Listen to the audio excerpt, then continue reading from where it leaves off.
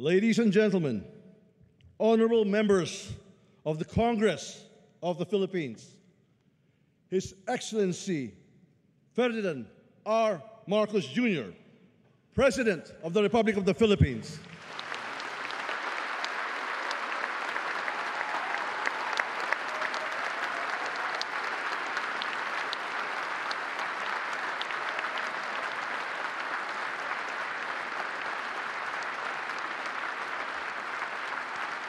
Thank you.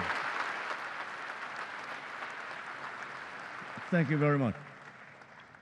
Allow me to greet the former President, President Gloria Macapagal Arroyo, Senate President Chis Escudero, and the honorable members of the Senate, House Speaker Ferdinand Martin Romualdez, and the honorable members of the House of Representatives, Chief Justice Alexander Gesmundo, and the honorable justices of the Supreme Court, His Excellency, the Most Reverend Charles John Brown, and the esteemed members of the Diplomatic Corps, Executive Secretary Lucas Bersamin, and the members of the Cabinet, First Lady Luisa Araneta Marcos, and the members of the Marcos family, other distinguished guests, ladies and gentlemen.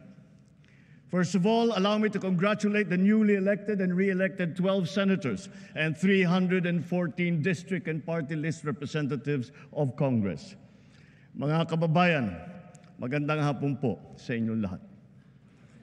Makasaysayan ang katatapos na halalan nitong Mayo. Kaya pinaparating ko ang aking buong pusong pagpupugay sa ating mga kababayan, lalo na sa mga kabataang botante. Sa atin lahat dito, isang tabi na natin ang ating pagkakaiba at magkasundo na sa tatlong bagay na nagbibigkis sa atin. Sa ating pagiging Pilipino, ang ating pagiging makabansa, at ang ating sinumpang tungkulin sa taong bayan. Malinaw sa akin ang mensahe ng naging resulta ng halalan.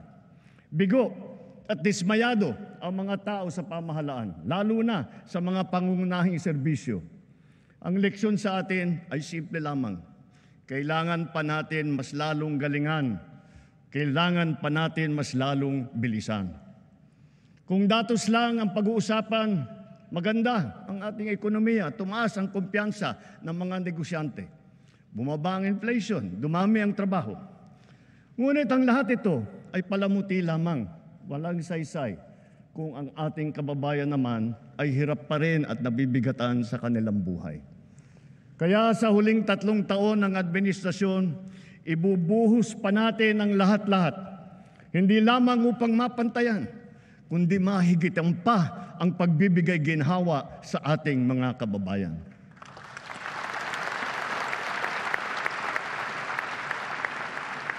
Hindi na ako magpapaligoy-ligoy pa. Maayos na hanap buhay talaga ang mabisang pantiyak laban sa kahirapan at laban sa gutom.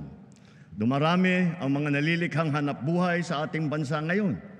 Magpupursige ang DOLE, DTI, DSWD, kasama pati ang DOT at mga kaugnay na ahensya sa paghahanap ng paraan at ng mga oportunidad para sa natitirang 4% ng ating puwersang manggagawa na hanggang ngayon ay walang trabaho.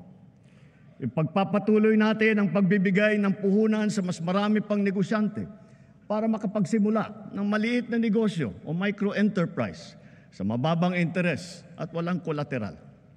Pati na rin ang kapital at proteksyon para sa mga yamang isip. At para sa mga tinataguyod natin mula sa kahirapan, patuloy tayong nagbibigay ng libreng training at puhunan para makapagtayo sila ng sariling negosyo. Hindi tayo titigil hanggang halos 2.5 milyon maralitang pamilya ay matutulungan natin na magkaroon ng kanilang sariling maliit na negosyo. Palalaguin natin ang mga industriya, mga pabrika ng sasakyan, hulmahan, electronics, biotechnology, pharmaceuticals, critical minerals, telang Pinoy, halal, construction, mga planta ng kuryente. Ngunit, nananawagan pa rin ako sa ating mga negosyante. Mamumuhunan kayo sa ating agrikultura. My single resounding message to the international business community is this: the Philippines is ready. Invest in the Filipino. Our cavalcade of dependable and hardworking Filipinos, innately skilled, adaptable, and possessed with a heart for service are here, ready to work and to succeed with you. Sa mga nagtatanong kung nasa na ang 20 pesos na bigas, ito ang aking tugon. Napatunayan na natin na kaya na natin ang 20 pesos sa bawat kilo ng bigas nang hindi malulugi ang ating mga magsasaka.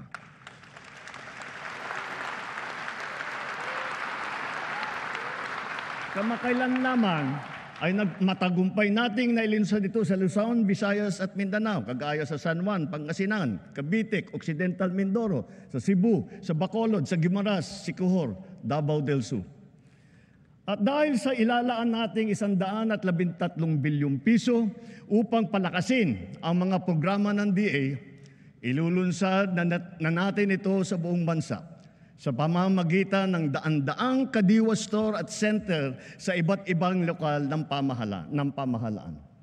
Binabalaan ko ang mga trader na magtatangkang magmanipula ng presyo ng palay o ng bigas o manloloko ng mga magsasaka. Hahabulin namin kayo dahil ang trato namin sa inyong ginagawa ay tinuturing naming economic sabotage.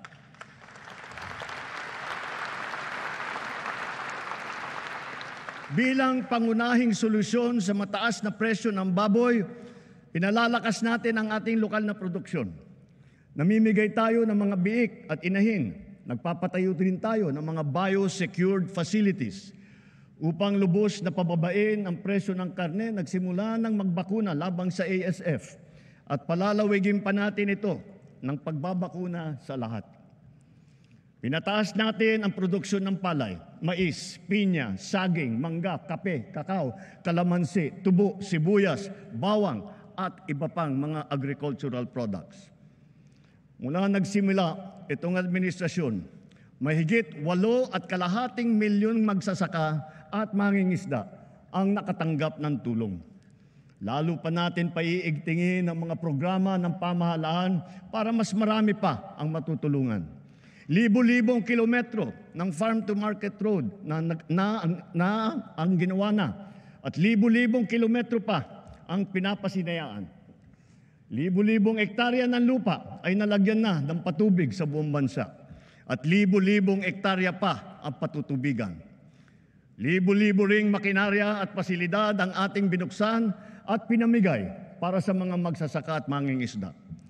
Marami po tayong ipapatayo na rice processing system. Itong mga pasilidad at mga bangkang yari sa fiberglass na ipamimigay naman sa mga mangingisda.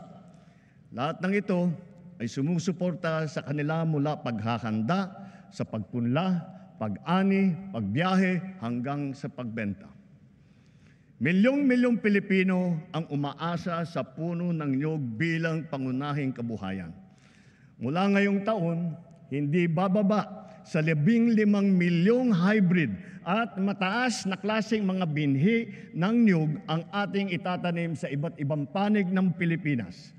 At itutuloy natin ito hanggang 100 milyong puno na ng niyog ang ating maitatanim sa buong Pilipinas.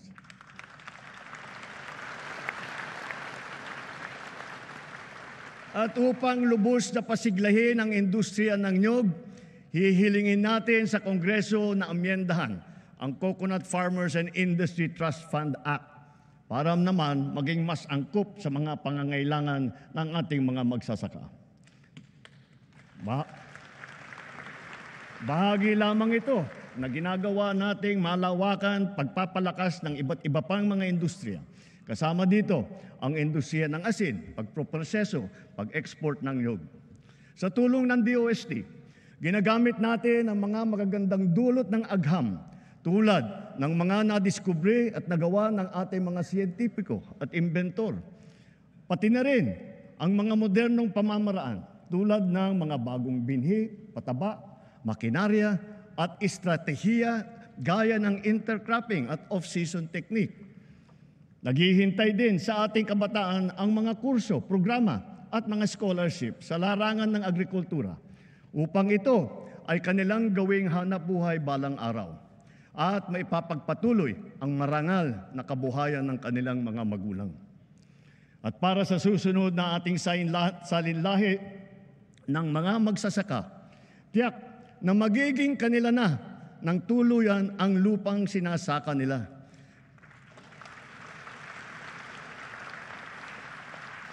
Kasalukuyang pinabibilis ng DAR ang pamamahagi ng mga CLOA at ng mga e-title, pati na yung mga COCROM bilang patunay na wala ng utang ang mga benepisyaryo ng agrarian reform.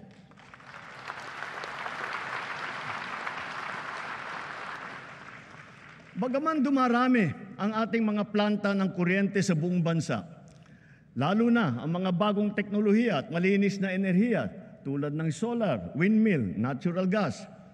Bagaman kilalang-kilala na tayo sa buong mundo dahil sa pagpapahalaga natin sa renewable energy, naririyan pa rin ang mga problema sa enerhiya na damang-dama ng bawat Pilipino, kagaya ng 3 milyong kabahayan na wala pang kuryente. Palagi ang brownout at ang mataas na presyo ng kuryente. Kaya binibilisan nating mabigyan ng koneksyon at pinapalakas palalo ang kakayahan ng ating gumagawa ng kuryente. Pagpasok ng administrasyong ito, mahigit 5 milyon ang mga bahay na wala pang kuryente.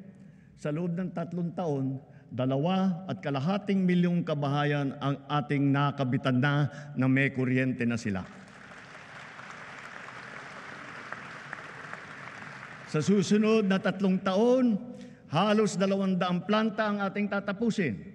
Ito ay may kakayahan magpailaw sa 4 na milyong kabahayan o sa mahigit na 2,000 pabrika o sa halos 7,000 tanggapan at negosyo.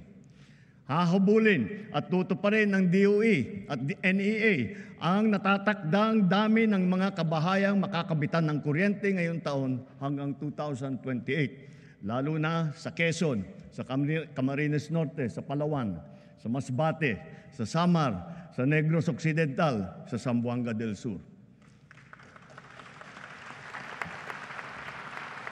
At sa pagtatapos ng 2028, dagdag na mahigit 1 milyong kabahayan pa ang magkakaroon na rin ng kuryente sa pamamagitan ng solar power home system. Para lalo pang makatipid ang ating mga kababayan at maipagbili ang anumang sobrang kuryente nila, isusulong na ng Department of Energy ang net metering program at pabibilisin din ng ERC ang proseso ng pag-aproba nito. Habang inaayos natin ang komplikado nating sistema ng enerhiya sa bansa upang maipababa ang presyo, pinapalawig pa natin ang lifeline rate. Bukod sa mga miyembro ng 4P, kasama na rin ngayon ang mga pamilyang nasa listahanan na maliit lamang ang kinikita at ang konsumo naman ay hindi lumalampas sa lifeline rate. Hindi ko palalampasin ang nangyari kamakailan sa Siquijor. Dahil sa malawakang brownout, napilitan pang magdeklara ng state of calamity sa lalawigan.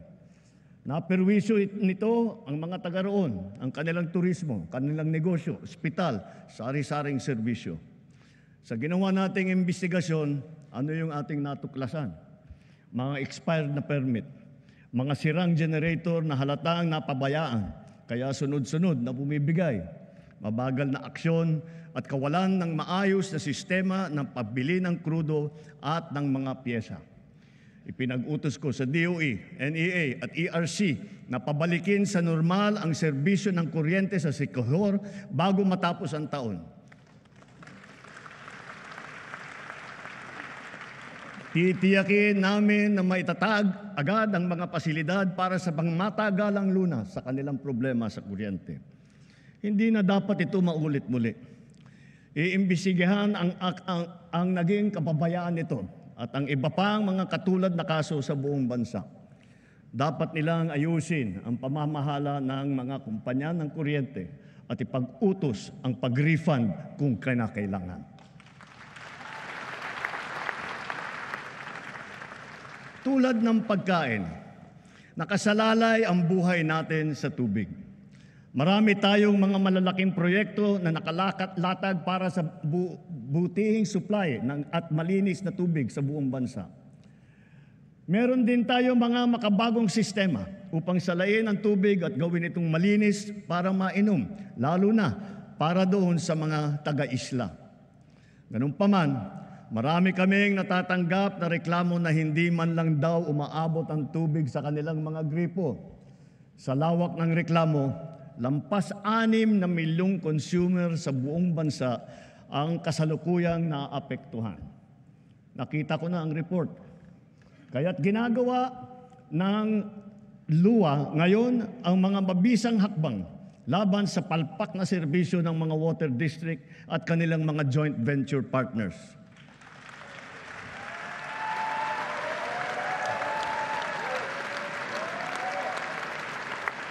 Titiyakin ng LUA na mailalagay na sa ayos ang serbisyo ng tubig ng milyong-milyong nating mga kababayan at gawin mas abot kaya naman ang presyo.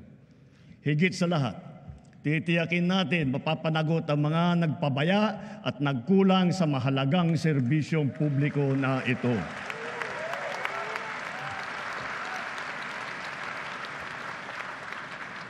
Malinaw sa atin ang tumambad na realidad tungkol sa ating mga kabataan ngayon. Ang kakulangan sa kaalaman at sa kakayahan, lalo na sa matematika, sa agham, sa pagbabasa at sa wastong pag-unawa. Ang mga nagda-drop out at mga hindi nakakapagtapos sa junior o senior high school. Ang kalahating milyong bata na nagbabanat na ng buto. Kung tayo ay nagpupundar ng malaki para sa infrastruktura, mas malaki pa ang ipupundar natin para sa ating mga mamamayan.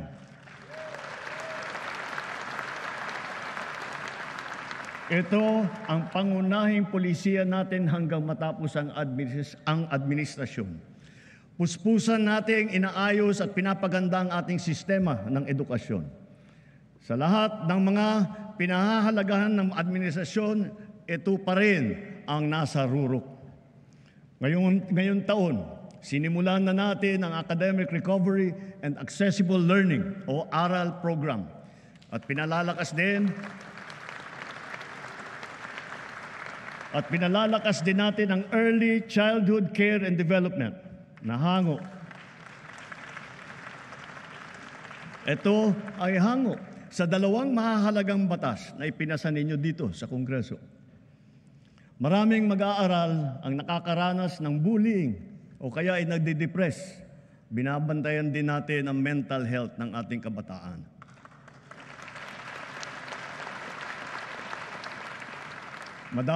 Magdadagdag tayo ng mga school counselor na magsisilbing sanggunian at gabay nila. Naglaan tayo ng 1 bilyon para makapagtayo ng mahigit 300 barangay child development center at bulilit center sa buong bansa. At ang pinaka-priority ay yung mga nangangailangan na puok na malalayo. At pauna lamang yan, unti-unti nating tutugunan ang matinding kakulangan sa daycare center na nabinbin mula pa noong 1990.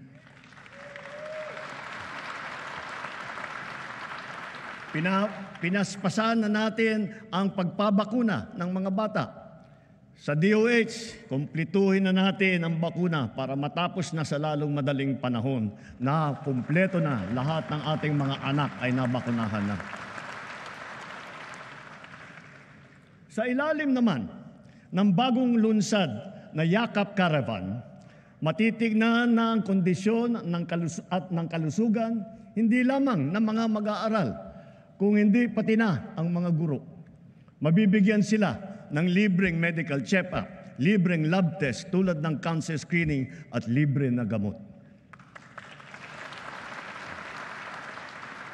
Sa nakaraang 3 taon, halos 22,000 silid-aralan ang nabuksan na.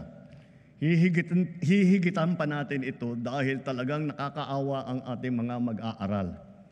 Hindi na natin dapat nabibitin ang oras nila sa klase dahil sa kakulangan ng classroom.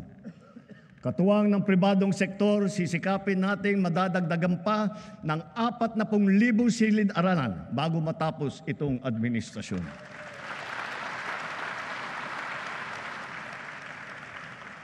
Maglalaan tayo ng sapat na pondo para rito. Alang-alang sa mga ating mag-aaral, hihilingin ko ang buong suporta ng ating Kongreso.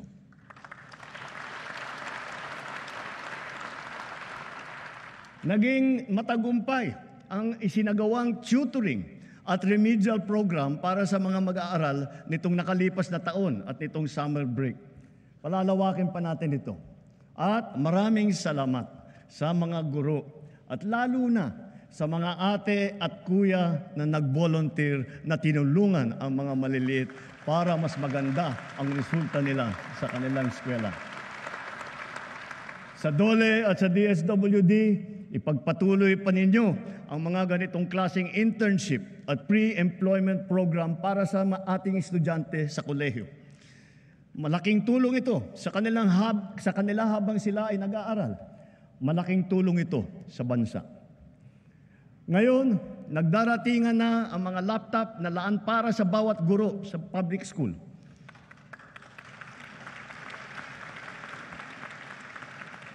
Tiniyak natin na walang anomalya sa pagbili ng mga laptop na ito.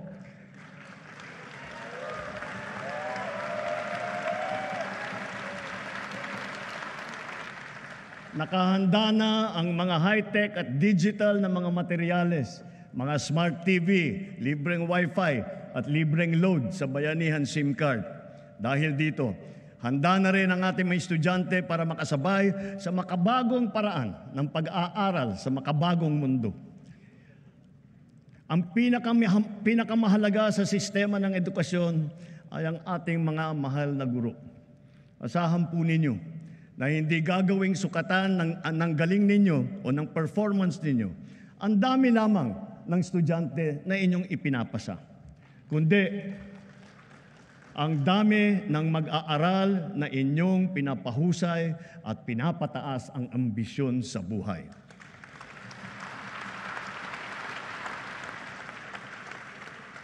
Hindi tayo tumitigil maghanap ng mga paraan upang pag-aanin kahit paano ang inyong pasanin sa araw-araw.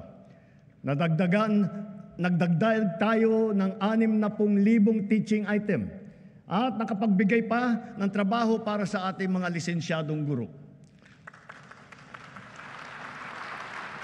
Tinanggal na natin ang halos 100 dokumentong kailangan ninyong atupagin noon na wala namang kinalaman sa inyong pagturo. Gagawin na rin nating digital ang mga natitira pang papel na kailangan ninyong asikasuhin. Para pwede na ninyong itong gawin online, diretso na mula sa mga bago ninyong laptop.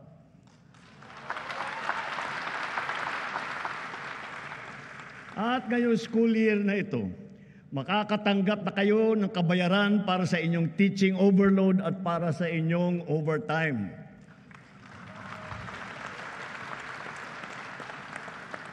Napatunayan na nating mabisa ang TechVoc. Kaya unti-unti nang pinapasok sa senior high ang TVET ng TESDA. Ibig sabihin nito, ang mag-aaral ng senior high school pa lamang, makakapili na siya kung bookkeeping, agribusiness, electrical, graphic design ang kanyang napupusuang larangan. Diretsong pagka-graduate, pwede na kaagad na maghanap buhay kung gugustuhin. Dahil para na rin siyang nakapag-aral sa TESDA at nakakuha ng NC2 or NC2 or NC3. Kung tutungtong naman sa kolehiyo, nakahanda ang malaking pondo para sa pagtutustos sa libreng pampublikong edukasyon sa kolehiyo. Pati na rin ang mga subsidy at financial assistance para sa mas higit pang nangangailangan ng estudyante. Taon-taon, mahigit 2 milyong estudyante ang nakakapag-aral ng libreng kolehiyo sa bansa.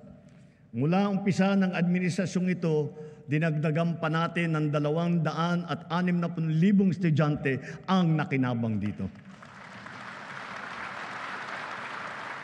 Sa susunod na taon, maglalaan pa rin tayo ng halos 60 bilyong piso para sa libreng edukasyon sa pampublikang kolehiyo at sa textbook.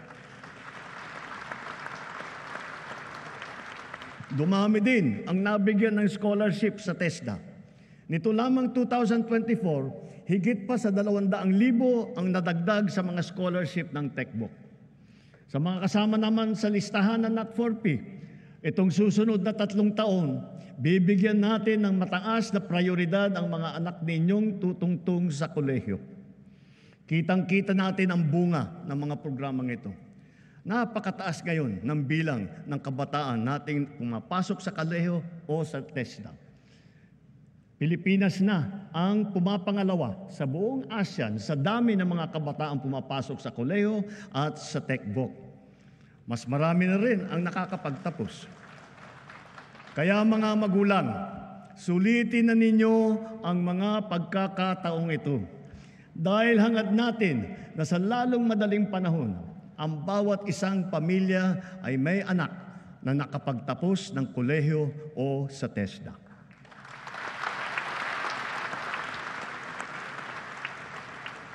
Kung kalidad lang din ang pag-uusapan, hindi nagpapahuli ang mga universidad at kolehiyo natin dito sa bansa. Mula sa 22 noong 2022, ngayon 114 na sa kanila ay kinikilala sa buong mundo. 6 na po nito ay public school. At bilang natatanging pagkilala, gagawaran natin ng Presidential Merit Scholarship ang mga high school graduate na makakakuha ng matataas na honor.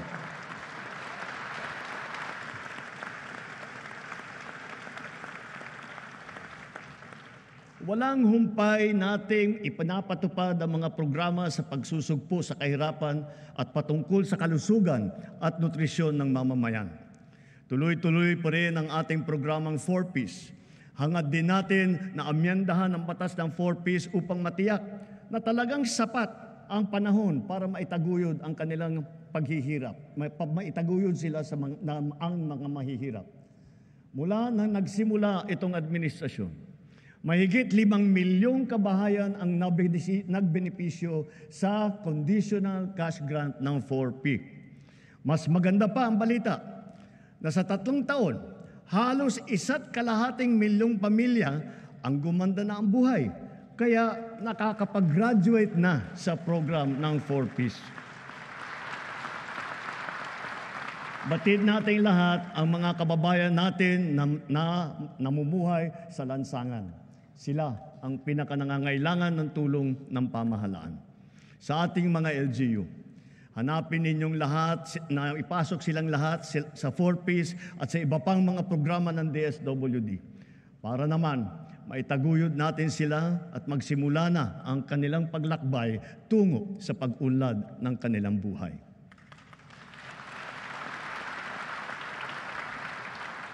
Sa 2nd taon ng ating Walang Gutom program, mabibigyan ng tulong ang 600,000 pinakanangangailangang kabahayan sa kanilang nutrisyon. At sa 2027, dadamihin pa natin sa 750,000 kabahayan ang maaabot ng feeding program natin.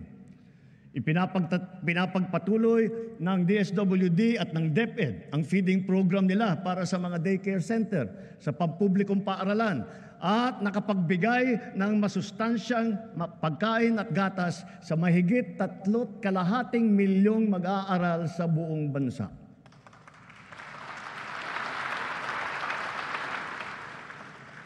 Dahil alam naman natin, basta't may laman ang tiyan, may laman ang isipan. Kung papalawigin pa natin ang mga programang ito sa susunod na taon, sa tulong ng karagdagang 1 bilyong pisong pondo, pararamihin pa ng DSWD ang bilang ng mga batang mabibigyan ng masustansyang pagkain. Sa kabilang banda naman, nakikita natin ang sobrang pagtaas naman ng timbang ng ating mga kababayang edad 20 at pataas.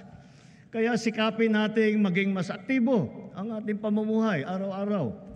Ipalaganap natin ang mga pagsasagawa ng mga palaro, ng mga paliga, fun run, fun walk, pati mga aerobics, pasumba. Para sa mga LGU, buksan at gawing maaliwalas ang mga park at mga plaza natin kung saan makakapag-ensayo ang ating mga mamamayan, bata man o matanda. Magpatupad tayo ng mga car-free Sunday tulad ng ginagawa sa ilang lungsod na dito sa Metro Manila, sa Baguio, sa Cebu, pati sa Iloilo at Davao. Bilang pagsuporta rito, simula ngayon, bubuksan ng Philippine Sports Commission sa publiko ang kanilang mga track and field oval sa Pasig, Maynila at Baguio upang makapag-jogging na kayo ng libre. Magbubuhos tayo ng todo suporta sa mga palaro at mga atleta sa buong bansa. Halimbawa, ang palarong pambansa at ang Batang Pinoy Games na gaganapin sa General Santos City ngayong Oktubre. Bubuo tayo ng bagong pambansang programa para sa sports development. Uumpisahan natin ito sa paaralan pa lamang. Ibabalik natin ang mga sports club at magsasagawa tayo ng mga palaro at intrams sa lahat ng pampublikong paaralan.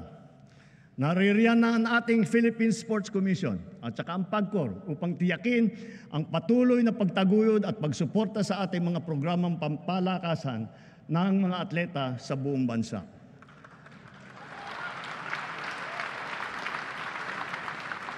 Dahil sa mga ito, ang ating kabataan ay maagang namumulat sa sport, humuhusay at tumataas ang kumpiyansa.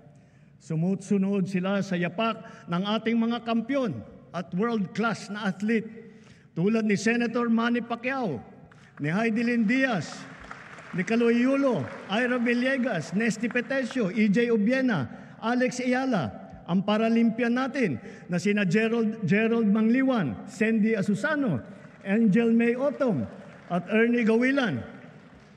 Sama na rin natin yung bago nating kampyon, si PNP Chief Nick Torran.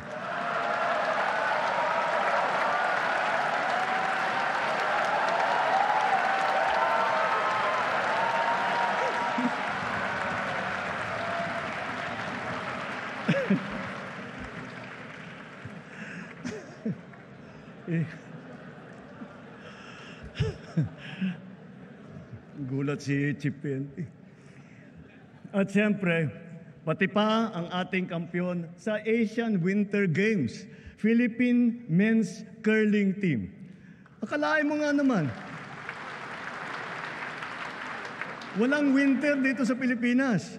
Napatunayan pa rin natin na kaya natin maging kampyon sa Winter Games. Kilalanin natin ang mga atleta na umani ng karangalan para sa Pilipinas.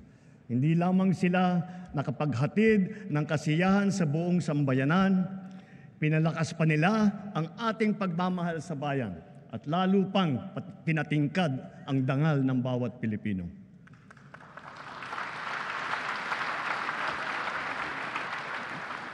Dito sa atin, mahal magkasakit. Mahal ang gamot. Kulang ang paggamutan. Walang doktor, lalo na sa mga liblib ng mga bayan. Kaya mula nang nagsimula ang administrasyon, ito ang tinutukan natin. Kasama ng edukasyon at pagsugpo sa kahirapan. Sa loob ng 3 taon, pinarami natin ang mga pampublikong ospital at specialty center. Nariyan na rin ang 53 bukas center sa 32 lalawigan sa bansa. May libreng check-up, x-ray, lab test at iba pa. Ito ay para sa agarang serbisyong outpatient na hindi na kailangan magpa-confine pa sa ospital. Asahan ninyo, marami pa ang ating bubuksan na bukas.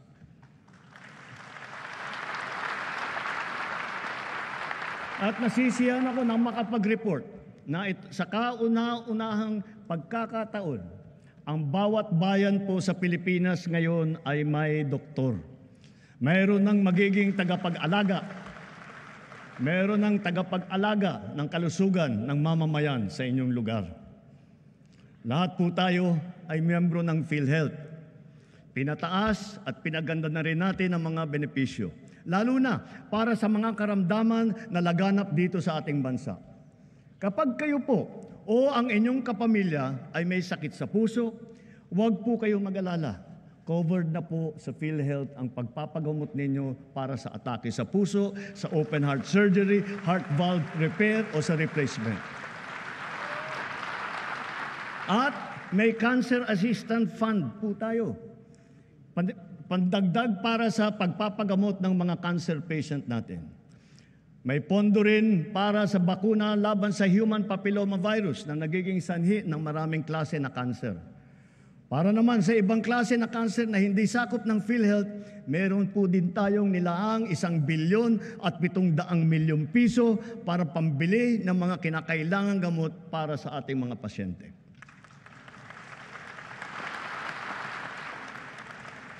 Sa mga nagdadialysis, ang mga session ninyo na 3 beses sa 1 linggo, libre na sa buong taon.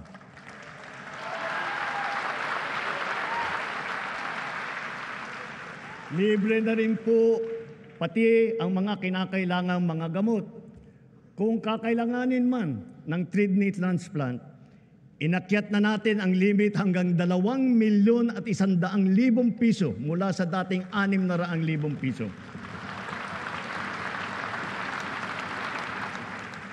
At ngayong taon, covered na rin ng PhilHealth ang mga serbisyo at gamot pagkatapos ng operasyon ng kidney transplant. Kung kailangan talaga na magpa-transplant, huwag po kayong matakot sa gastos dahil sagot na ng PhilHealth.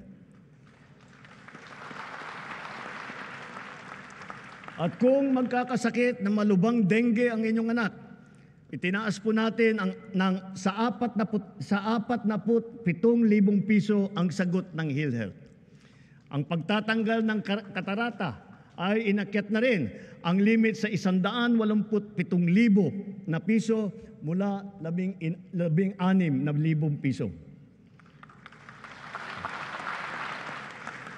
Pati ang mga sari-saring serbisyong outpatient kasama rin po ngayon ang PhilHealth. Kapag may kailangan kayong dalhin sa emergency, huwag po kayong mag-atubiling itakbo sa ospital. Covered na rin po yan ng PhilHealth. Kapag lumabo ang mata ng inyong anak at kailangan magpasukat ng grado, pati na rin ang pagpapagamot nila laban sa malnutrition, ito rin ay covered na rin ng PhilHealth. At para sa mga PWD, sakop na rin ng PhilHealth ang inyong therapy at rehabilitasyon, pati na rin ang mga mahahalagang kagamitan pang-suporta para sa inyo. Pinabibilis pa natin ang proseso ng pagbayad ng PhilHealth sa mga ospital at mga klinika para naman siguradong maayos at hindi naantala ang kanilang serbisyo sa mga pasyente. Maaasahan pa rin ng mga pasyente ang medical assistance program kung kulang ang pambayad sa ospital. Mula pumasok ang administrasyong ito, nakapaghatid ito ng tulong sa higit 11.5 milyong Pilipino. Higit sa lahat, padadaliin pa natin ang proseso ng medical assistance dahil ipapasok na po ito sa ating eGov app. Mga kababayan, asahan po ninyo, ginagawa natin lahat para matulungan kayo na magpapagaling at lumakas. Ngunit batid natin ang mga realidad sa mga pampublikong ospital. Kanya-kanya ang bili ng medical supply. Kanya-kanyang lakad ng medical assistance para sa bill na hindi kayang bayaran.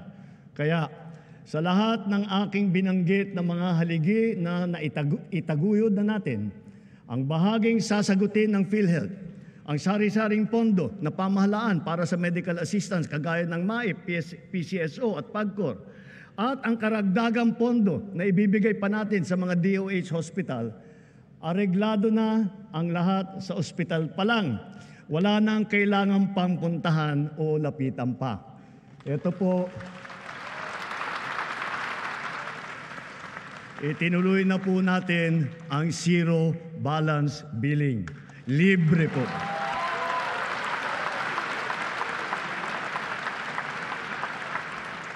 Ibig sabihin, Ang serbisyo sa basic accommodation sa ating mga DOH na ospital, wala nang babayaran ang pasyente dahil bayad na ang bill ninyo.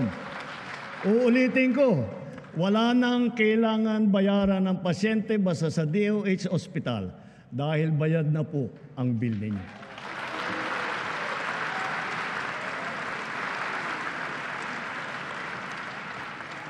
Asahan ninyo, pagpapatuloy ang malawakang programang pang-infrastruktura ng administrasyon. Ang mga naglalakihang proyekto ay nakalatag sa buong kapuluan. Mga daan, tulay, tren, paliparan, pantalan, patubig at murang pabahay. Ilan dito matatapos ngayong administrasyon na ito. Ang iba naman makukumpleto pa at mararamdaman ang dalang ginhawa pagkatapos pa ng aking termino. Nagpupundar po kasi tayo para sa kinabukasan. We are not building only for today. We are building also for tomorrow.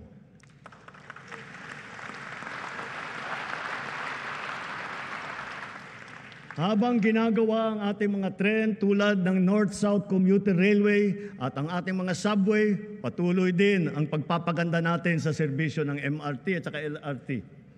Ang dating 20% diskwento sa LRT at MRT para sa PWD, sa senior at sa estudyante ay tinaas na natin sa 50% na diskwento.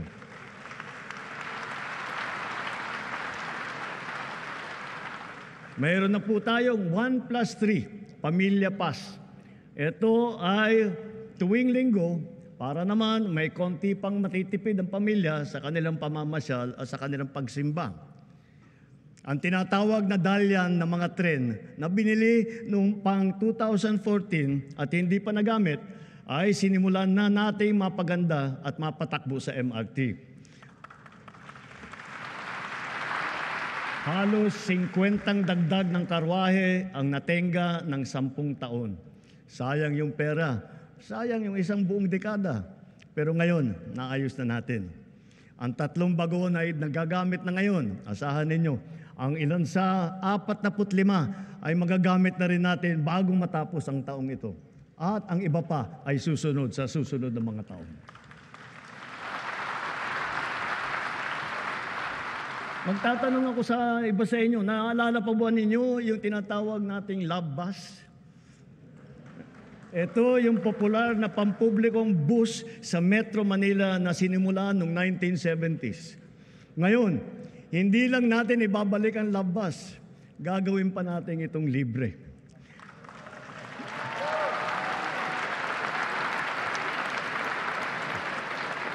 Pauna pa lamang, pilot testing pa lamang yung nasa Davao at sa Cebu. Susundan pa ito ng ibang mga lugar sa Visayas at sa Mindanao. Bago matapos ang taon, magsisimula na ang Bataan-Cavite Interlink Bridge.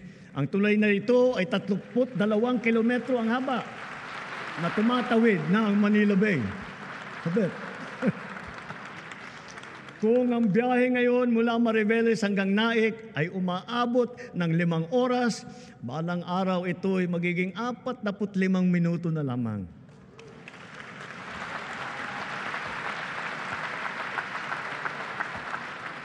Ang mga riles ng PNR Bicol Line na sinira ng Bagyong Christine ay unti-unti nating pinatitibay at naayos na. Kasama ang Binahan Bridge. Hindi magtatagal, madadagdagan pa ang haba ng linya na ito at aabot sa Ragay, Camarines Sur hanggang Tagkawayan, Quezon. Magiging malaking tulong ito sa ating motoristang nagdadaan sa malubhang traffic mula Quezon hanggang sa Bicol.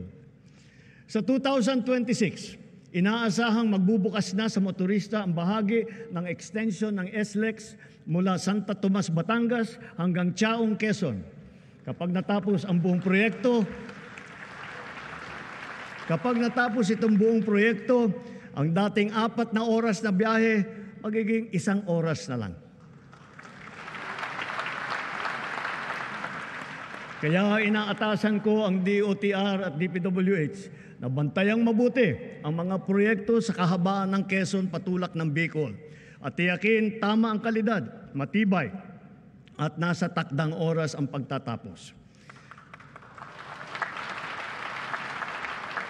Ang Nalil-Sikiat Bridge na una sa 3 mahalagang tulay na ginagawa ngayon sa Tawi-Tawi, nabuksan na. Sa susunod na taon, ang tulay sa Malasa, Lupang Pula ay matatapos na rin. Higit sa lahat, kung may Luzon Spine Expressway Network Program, meron din naman tayong Mindanao Transport Connectivity Improvement Project.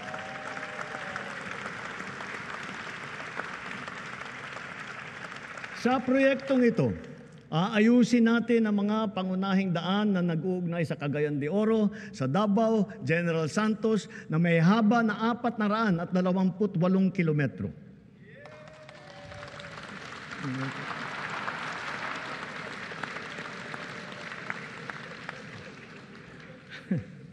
Ang rehabilitasyon ng tulay ng Guadalupe ay sukdulan ng ring kinakailangan.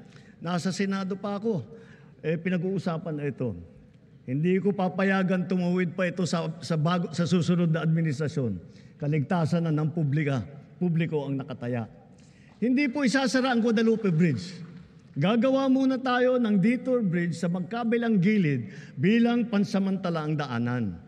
Kapag nagawa na at nabuksan na ang detour bridge na ito, doon pa lamang sisimulan ang trabaho sa main bridge.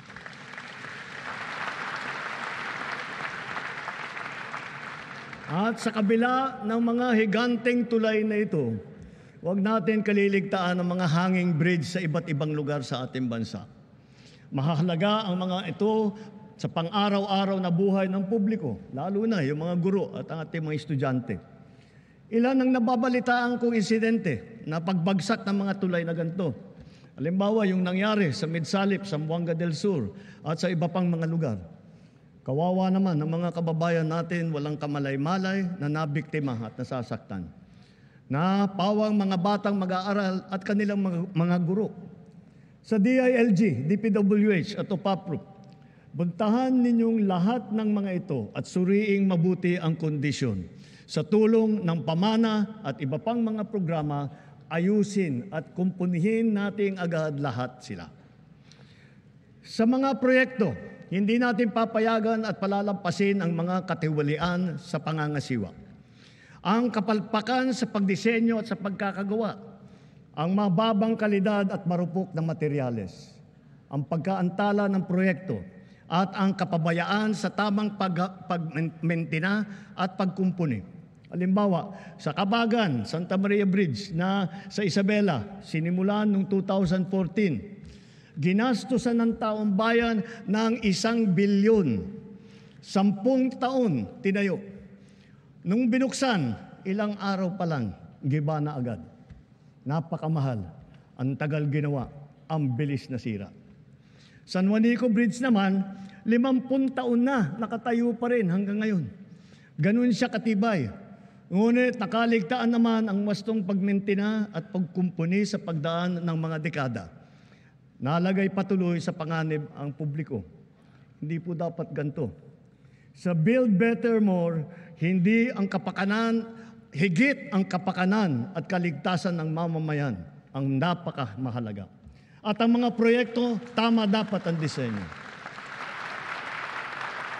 Mataas dapat ang kalidad, natatapos sa takdang oras, at naaalagaan at namimintina na mabuti. Napakahalaga ng internet sa ating pagtahak patungo sa bagong Pilipinas. Kaya nitong padaliin at baguhin ang pamumuhay ng ating mga mamamayan. Hindi lang ito para sa may kaya o para lamang sa mga bata. Ito ay kailangan na ng lahat. Natapos na ang Phase 1, 2 at saka 3 ng ating National Fiber Backbone Project na magpapalakas at magpapabilis sa ating internet. Kasabay nito, patuloy pa natin pinalalawig ang libreng Wi-Fi sa buong bansa. Noong Hunyo ng 2022, mga 4,000 free Wi-Fi sites lang ang meron tayo. Ngayon, halos 19,000 ang free Wi-Fi sites sa buong bansa.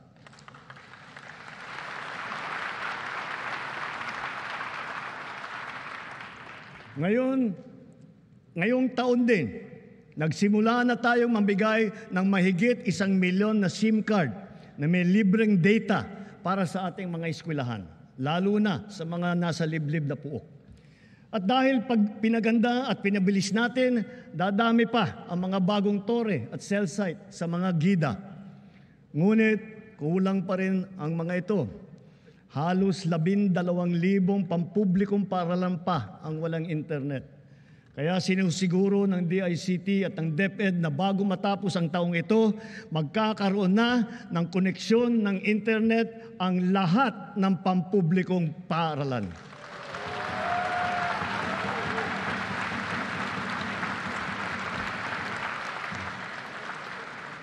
Mula nang inilunsad ito noong 2023, ang eGov app ay nagana, nagagamit at napapakinabangan ng ating taong bayan. Patuloy pang dumarami ang serbisyo tiyak na praktikal sa bawat Pilipino. Ngayon, mahigit 40 serbisyo ng pamahalaan kasama ng mga LGU ang nasa eGov app. Gamit ng app, maaari nang gawin at ayusin ang sari-saring mga serbisyo at proseso ng pamahalaan na dati ay pinipilahan pa natin ng ora-orada. Ang renewal ng driver's license para sa PhilHealth, para sa Pag-ibig, para sa GSIS, yung mga dokumento na kailangan ng ating mga OFW, sa immigration at customs, sa declaration sa airport, kahit ang paggawa ng biodata hanggang paghahanap ng trabaho. Mga government ID natin, kasama ng national ID at marami pang iba. Hindi magtatagal, magkakaroon na rin para sa NBI clearance, beep card para sa MRT at saka LRT, at e-TIN na galing naman sa BIR. Kaya i-download nyo na po ang eGov app. Sa pinagsama-samang serbisyo sa isang mobile app, ang pamahalaan ay talagang mas malapit na at nasa inyo ng mga kamay.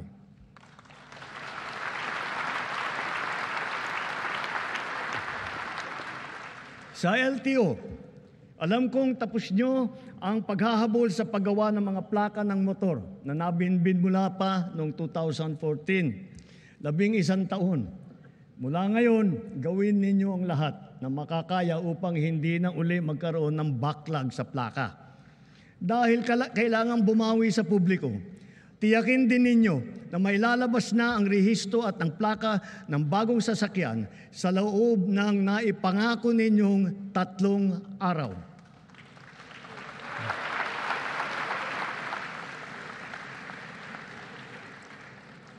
Ang kapayapaan ay mahalagang pundasyon ng bagong Pilipinas.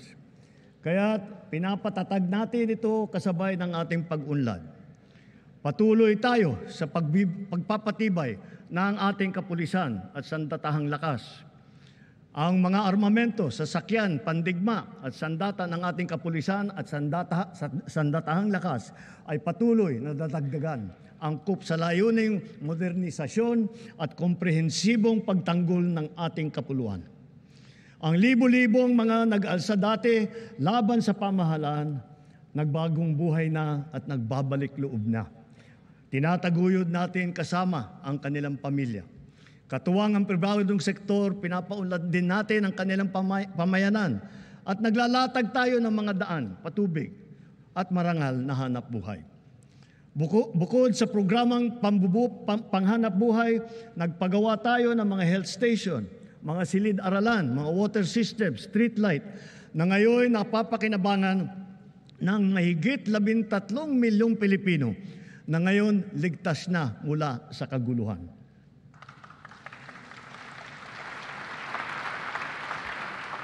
At sa wakas, wala na ring nalalabing grupong gerilya sa bansa.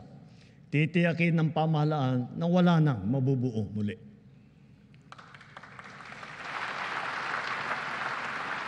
Magkakasangga ngayon ang AFP, PNP at mga dating rebelde sa pagpapanatili ng kaayusan at kapayapaan sa BARM.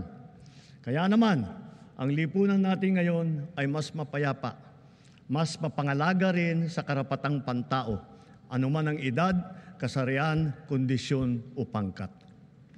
Ngunit, kahit pa sinasabing bumababa ang antas ng krimen sa bansa, walang ibang magpapalubag ng pangamba at pagkabahala lalo na sa ating mga biktima mismo ng kriminalidad. Kaya ang puwersa ng ating kapulisan ay nagbabantay at rumoronda na para nararamdaman ng taong bayan. Sila ay re-responde sa tawag ng tungkulin sa loob lamang ng 5 minuto.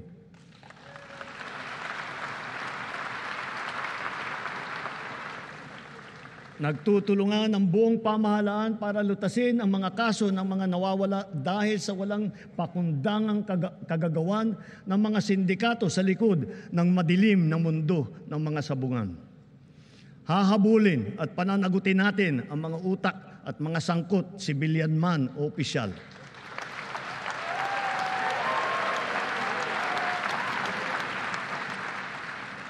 Kahit malakas, mabigat o mayaman, hindi sila mangingibabaw sa batas. Higit sa lahat, ipararamdam natin sa mga salarin ang bigat ng parusa sa karumal-dumal na krimen ng mga ito. Sa mga isinagawang pagsakote sa mga bodega at laboratorio at takang pagpasok, halos 83 bilyong pisong halaga ng droga ang nakumpiska na.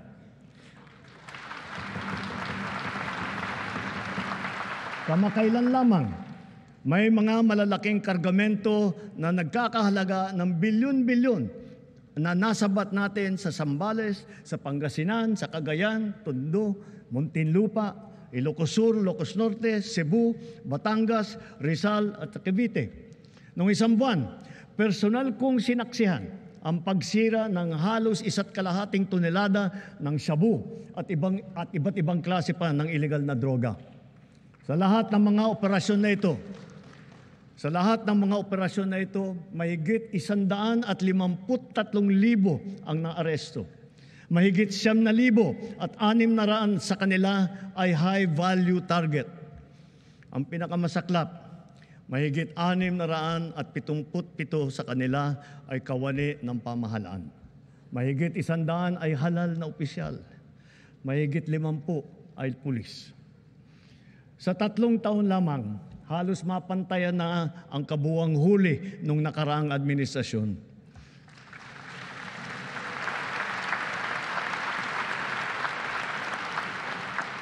Sa kabila ng mga ito, tila nagbabalikan daw ang mga pusher.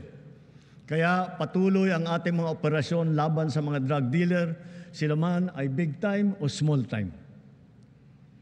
Ngayon, masasabi natin na mataas na ang tingin ng buong mundo sa Pilipinas. Dahil maayos, patas at mahinahon tayong nakikitungo sa iba't ibang mga bansa. Tumutupad din tayo sa ating mga kasunduan at sa mga batas at panuntunan na pandaigdig na komunidad. Nagpapasalamat tayo sa ating mga magigiting ng OFW dahil sa kanila na ipamalas ang angking galing, kabutihan at puso ng Pilipino sa lahat ng sulok ng daigdig. Sa harap ng mga bagong banta sa ating kapayapaan at soberanya, mas maigting ngayon ang ating paghahanda, pagmamatsyag at pagtatanggol sa ating sarili. Ganun pa man, tayo pa rin ang nagtitimpi at nananatiling nagpapasensya, lalo na sa pagtanod sa ating buong kapuluan at sa pangangalaga sa ating interes. Subalit ngayon, mas pataas pa ang ating kumpiyansa dahil mas marami na tayong mga kasangga na magiging kabalikat natin sa oras ng matinding pangangailangan. Then as now, our foreign policy remains the same. The Philippines is a friend to all. The Philippines is an enemy to none. That will be our main focus as we, the Philippines, host the ASEAN Summit in 2026.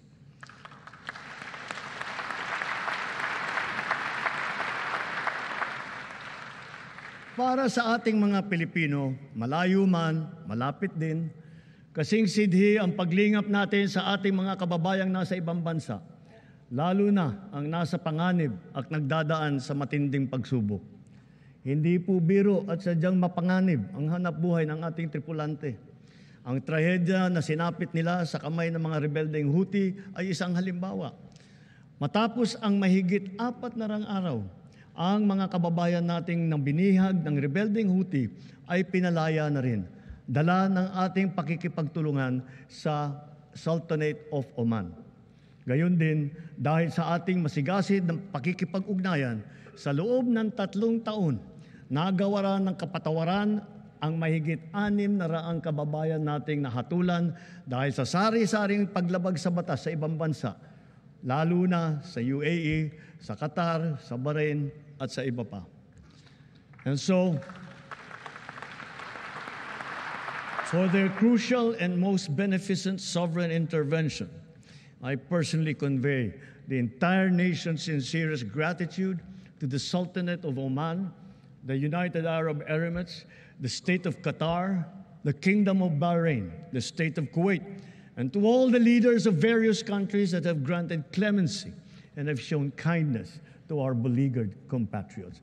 Maraming salamat po. Thank you very, very much.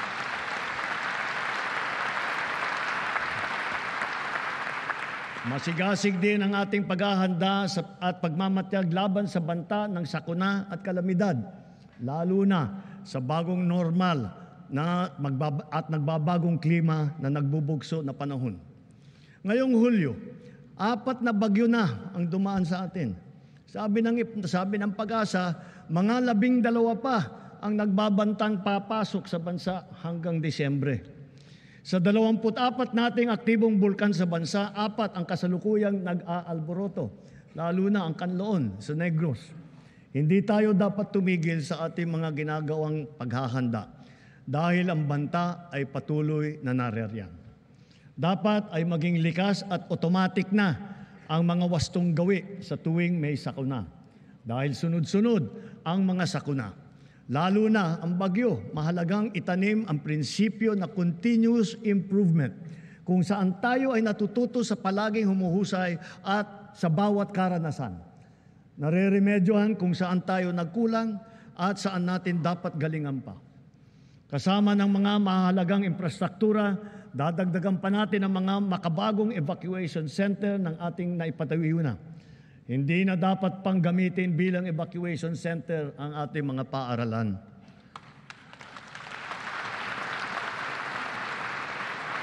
Ginagamit na natin ngayon ang mga makabagong teknolohiya, lalo na sa maaga at mabisang prediksyon. Mga Doppler radar, broadband seismic station, landslide sensor system ng Pag-asa at saka PhilBook sa iba't ibang lugar sa bansa.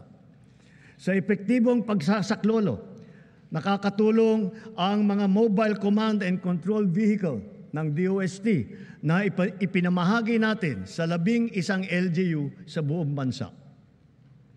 Sa ating mga kababayan, hindi magtatagumpay ang anumang paghahanda natin kung wala ang tulong po ninyo. Hiling din namin ang inyong kooperasyon, inyong disiplina, pagmamatyag at bayanihan bilang responsableng mamamayan. Kooperasyon sa mga malawakang ensayo, pagsunod sa mga babala at tagubilin, tulad ng agarang paglikas at pag-iwas sa mga danger zone. Disiplina, lalo na sa wastong pagtapon ng basura. Pagmamatyag sa bawat oras. Pagmamatyag sa bawat oras, bawat araw. Lalo na kapag may nagbabadyang hagupit na panahon, sa pag-alam sa malapit na evacuation center, pakikinig sa totoong balita at pagtatalima sa mga alituntunin ng pamahalaan. Higit sa lahat, bayanihan sa pagdadamayan at pagtutulungan, lalo na sa mga nasalanta nating kapwa. Mahirap man, kailangan natin itong gawin. Kailangan natin magsakripisyo upang masiguro na nailayo natin sa kapahamakan ng ating mamamayan dahil mahalaga ang bawat buhay ng Pilipino.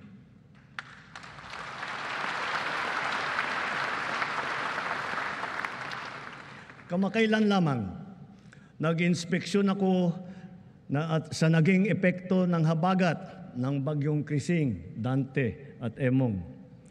Kitang-kita ko na maraming proyekto para sa flood control ay palpak at gumuho. At yung iba, guni-guni lang. Huwag na po tayo magkunwari. Alam naman ng buong madla na nagkakaraket sa mga proyekto.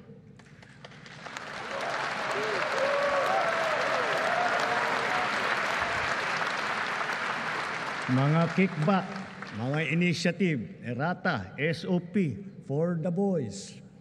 Kaya sa mga nakikipagsabwatan upang kunin ang pondo ng bayan at nakawin ang kinabukasan ng ating mga mamamayan, mahiya naman kayo sa inyong kapwa Pilipino.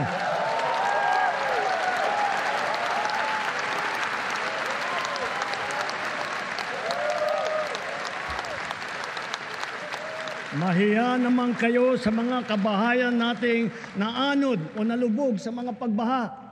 Mahiya naman kayo, lalo sa mga anak natin na magmamana sa mga utang na ginawa ninyo nang binulsan nyo lang ang pera.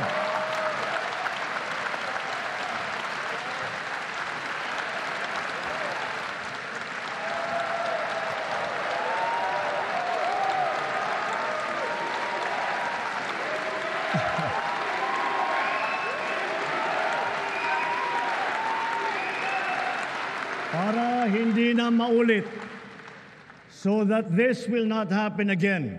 First, the DPWH will immediately submit to me a list of all flood control projects from every region that were started or completed in the last 3 years. Second, the Regional Project Monitoring Committee shall examine that list of projects and give a report on those that have been failures, those that were not finished, and those that are alleged to be ghost projects.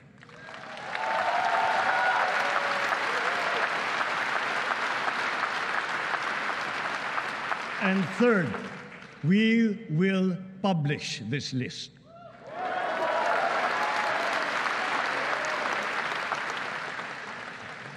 Isa sa publiko natin ang listahang ito. Kaya ang publiko na saksi sa mga proyektong ito ay malayang suriin ang listahan at magbahagi ng kanilang nalalaman para makatulong sa ating investigasyon.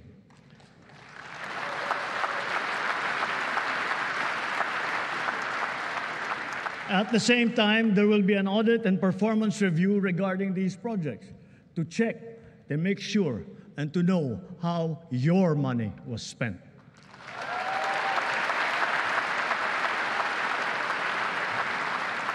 Sa mga susunod na buwan, makakasuhan ang lahat ng mga lalabas na may sala mula sa investigasyon, pati na ang mga kasabwat na kontratista sa buong bansa.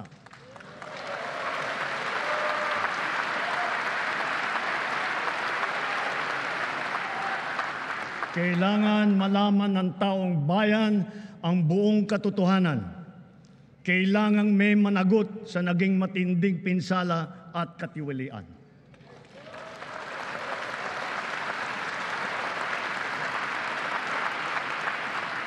Therefore, for the 2026 national budget, I will return any proposed general appropriations bill that is not fully aligned with the national expenditure program.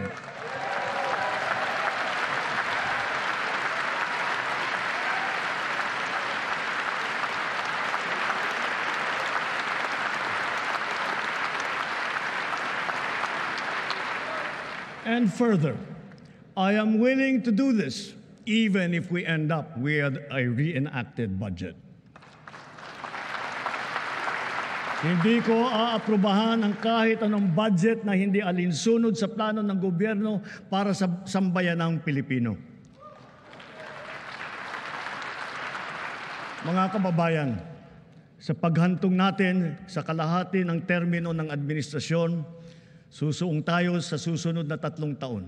Dala-dala sa aking puso ang mga leksyon na natutunan ko mismo mula sa inyo. Ito ang nagbibigay sa akin ng bago at pinag-iba yung gana sa trabaho, sigla sa serbisyo at dedikasyon sa Pilipino.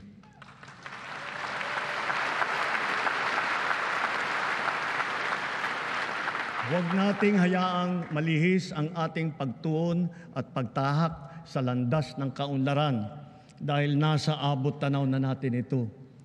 Ito ang ating dapat na pagtulungan. Ito ang ating dapat na pinagtutunguhan. At kayang-kaya natin ito marating at maisakatuparan. Sa wika ng ating bayani, only he who, from whatever position he occupies, whether high or low, strives for the greatest good possible for his fellow man, possesses true patriotism. Alam po natin sa ating puso kung ano ang tama, kung ano ang mali, kung ano ang mas mahalaga at mas makakabuti sa sarili, sa pamilya at sa ating bayan. Sa mga matitinding hamon na binabato at hinaharang ng ating mundo ngayon, nasa likod ninyo ang pamahalaan. At huwag tayong matakot. Huwag tayong titiklop. Huwag tayong mawawalan ng pag-asa. Dahil ang Pilipino ay likas na matapang, magaling, masipag, matibay, at mabuti.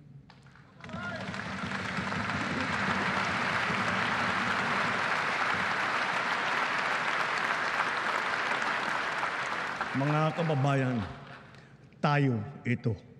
Tayo ang bagong Pilipino. Mabuhay po kayo at magandang gabi po sa inyong lahat.